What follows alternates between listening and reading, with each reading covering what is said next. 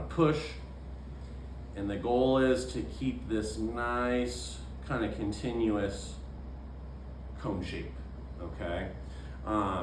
Couple reasons why coning can be good is if your clay's real stiff, this is kind of like when I always reference when you wake up in the morning, you gotta kind of like stretch a little bit.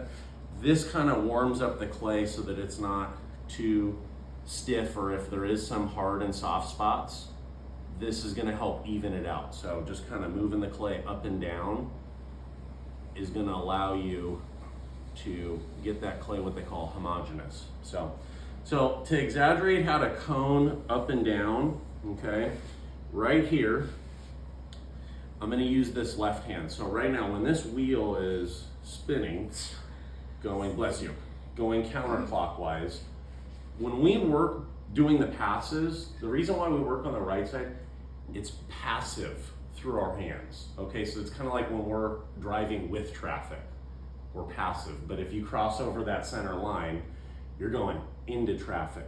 So during this centering part, this is how I can kind of take advantage of using this left hand, and it's because it's going right into the hand. So you guys are gonna see, I'm gonna push with this, okay? And then I'm gonna kind of push this hand from the 3 o'clock position. Did you mention the clock face at all this week? Okay. Mm-hmm. You're pushing with your left and lifting up with your right? Mm-hmm. And then here's another thing. When you look at your hands, or like when we talk about the pulling, where the slip is, or I should say right around where that slip is, that's the evidence of where your contact point is, okay? So it's kind of like there, and this is a little bit more stationary. So I'm gonna do the same thing, because I'm gonna try to get this just a little taller, and then you guys can see a little easier how I cone down. So let me go one more time. But do you notice how I'm trying to avoid the mushroom top? Okay.